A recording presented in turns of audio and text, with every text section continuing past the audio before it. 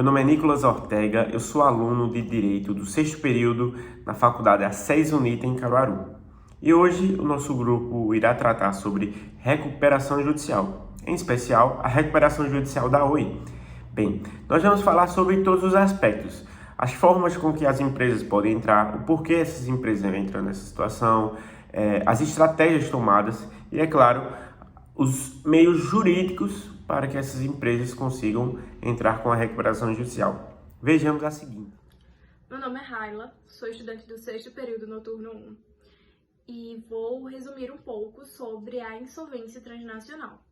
A insolvência transnacional, ela caracteriza-se quando há um processo de recuperação judicial ou falimentar em empresas que possuem atividades, estabelecimento, ativos e credores em outros países, no caso em mais de um país. No Brasil, recentemente, a lei foi alterada para que houvesse a previsão da insolvência transnacional, justamente pela demanda de diversas empresas fora do país, como vindo para o Brasil. Tá, mas do que realmente se trata a insolvência transnacional? Em síntese, pode-se dizer que a insolvência transnacional trata-se de um regramento, e esse regramento ele deve ser aplicado aos credores daquela empresa, envolvendo atividades empresariais em território internacional. Então, são empresas que possuem suas atividades em territórios internacionais.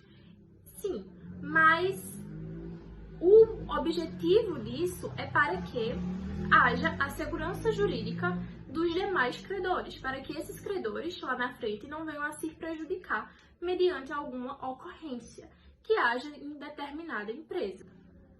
E o que houve, né?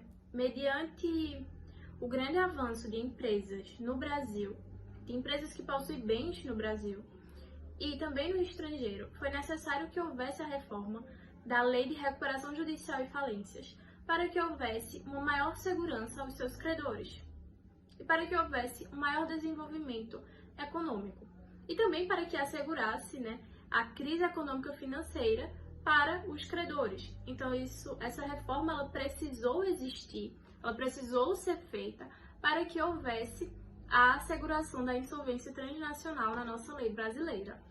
Contudo, mediante toda essa reforma, mediante todo o processo da insolvência transnacional, vale ressaltar e dizer também que, para que seja necessário alegar a insolvência transnacional, é necessário cumprir 3 requisitos. São requisitos de suma importância para que haja um processo de forma legal e que ele possa ter procedência. E quais são? O processo estrangeiro deve ser um procedimento coletivo. Esse é o primeiro ponto. O segundo, o procedimento deve versar sobre a insolvência do devedor e o processo deve se submeter à supervisão de uma autoridade estrangeira. E tudo isso é em busca de uma harmonização dos atos praticados pela autoridade, a fim de maximizar os ativos do devedor e satisfazer toda a classe dos credores. Então, para que os credores saiam se beneficiando, independentemente de quem quer que seja. Então, para que haja insolvência transnacional, são necessários respeitar esses 3 requisitos e necessário que realmente ocorra tudo isso para que haja um processo de maneira legal e que tudo venha a ocorrer de maneira satisfatória para os demais credores. A ideia de recuperação judicial, segundo o autor Sérgio Campinho, se dá pelo conjunto de tentativas para recuperar essa empresa, sejam elas econômicas, financeiras, sejam elas estruturais, formas de manter emprego já na empresa, todas essas formas reduzindo significativamente o gasto da empresa para que ela possa aos poucos ir retornando suas atividades. E no Brasil, a recuperação judicial é algo bem difícil, visto que não existe uma lei excepcional que trate definitivamente quais os caminhos que a empresa deve tomar para recuperar a sua empresa. Ou seja, ela não trata quais as formas, quais os meios legais, exatamente como a empresa deve fazer isso. E O exemplo disso foi o da empresa Oi, que pela ausência desses fatos teve que descobrir o seu próprio caminho para a sua recuperação judicial. Mas isso se referindo à recuperação judicial transacional. Porém, existe no Brasil a Lei 11.101 de 2005, que regula a recuperação judicial, a extrajudicial e a falência, deixando as normas, os procedimentos, todos da forma legal, como todas as empresas devem adotar para esse procedimento. Bem, e dentro dessa lei, dentro de todos os aspectos, existem dois assuntos que regem, que na verdade são os que mais pesam, que é a racionalidade e a competência para recuperação judicial. E a racionalidade nada mais é do que as formas com que a empresa vai entrar nessa recuperação, ou seja, o que a empresa vai ter que cortar, o que a empresa vai ter que economizar, o que a empresa vai ter que fazer e etc. São todas as maneiras que a empresa vai precisar judicialmente também vai precisar para proceder com a recuperação judicial. E a competência veremos com a aluna Lídia. Bom, falar um pouco sobre a competência para o processamento da recuperação judicial. A jurisdição competente será aquela onde for encontrada o principal estabelecimento devedor ou a principal filial em caso de sedes fora do país. Bom, sabendo que a doutrina não deixa claro o conceito de correspondência ao principal estabelecimento, foi encontrado a partir de doutrinas e jurisprudências que o mesmo será onde detiver as principais operações comerciais, administrativas e financeiras. No que se refere às empresas estrangeiras com filiais no país, são estabelecidos os mesmos critérios, sendo a filial com maior número de operações financeiras e administrativas dentre as que tiverem no país. Bom dia, boa tarde ou boa noite, dependendo da hora que a senhora está assistindo esse vídeo. Eu sou Karen, aluna do 6º período no turno 1 do curso de Direito, e fiquei responsável no grupo para falar sobre uma breve análise do caso da recuperação judicial da Oi, que foi a maior recuperação judicial da história da América Latina registrada e a que durou mais tempo, que durou cerca de 6 anos a ação. E a gente vai ver que não se encerrou nesses 6 anos, porque a Oi pediu novamente a recuperação judicial em 2022, no final de 2022. Então, aqui eu fiz uma breve análise dos anos e da ascensão da empresa para a gente ver quando nasceu, a época que passou muito bem e a época que tivemos uma crise na empresa. Então, aqui, a Oi ela era chamada de Telemar e nasceu em 1988. Foi quando, na década de 90, se dá para visualizar, tivemos uma ascensão na empresa, porque foi quando foram implantados os orelhões. E era uma forma muito boa de telecomunicação, visto que nem todas as pessoas tinham acesso à internet ainda. E foi quando a empresa foi se desenvolvendo e comprando ações, se tornando uma das maiores empresas de telecomunicação da América Latina.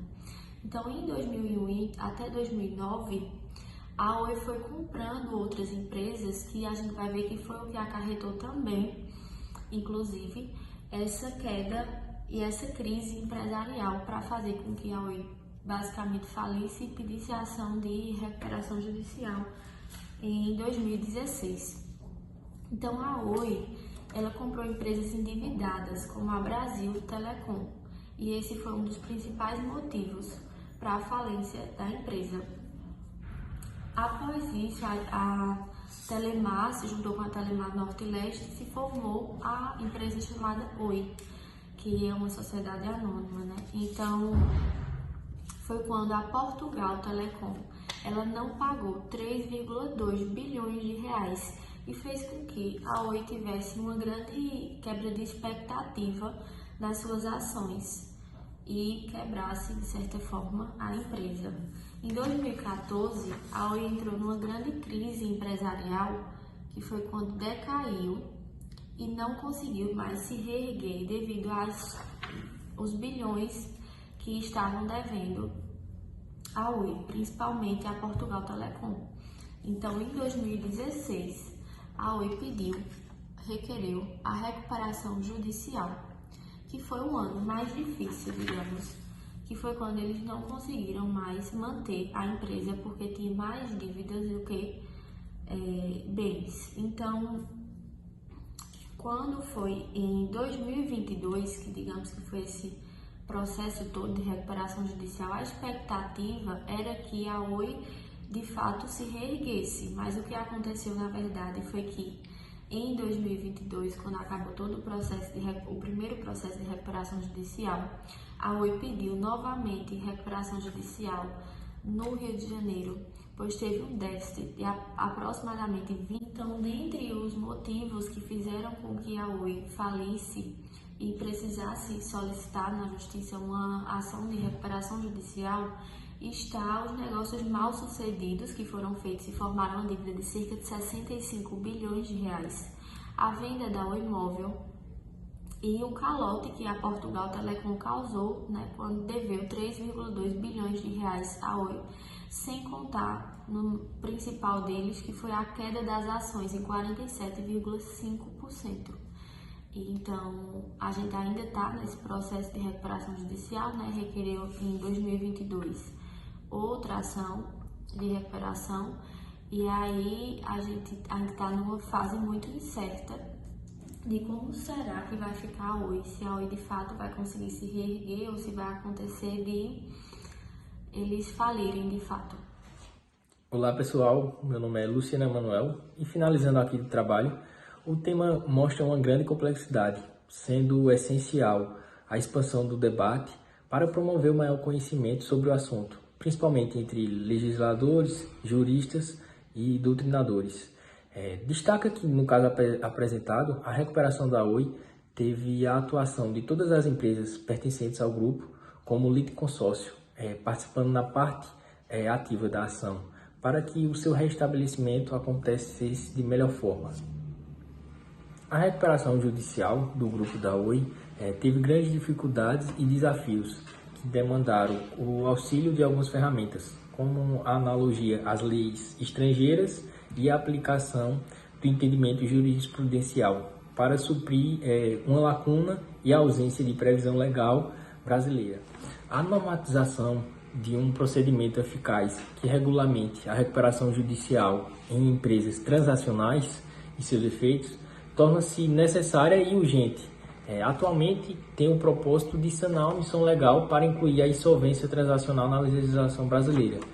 Tendo em vista que a existência de um procedimento para essas empresas transacionais representaria um grande avanço na legislação brasileira, tendo em vista a lacuna e a ausência, sanando a insegurança jurídica e, consequentemente, conferindo maiores poderes, maior confiança para empresas investir aqui no Brasil e melhorando a relação, fortalecendo as relações internacionais com outros países.